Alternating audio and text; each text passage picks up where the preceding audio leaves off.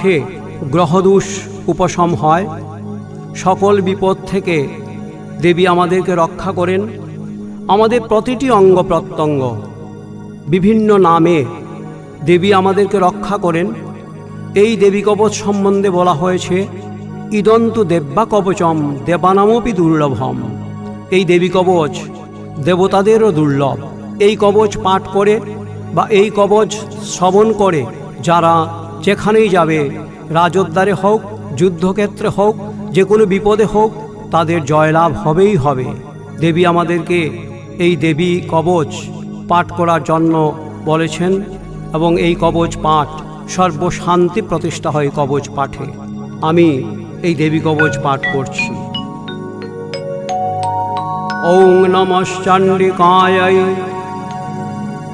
Markandey উবাচ ওম যদ্গুহ্য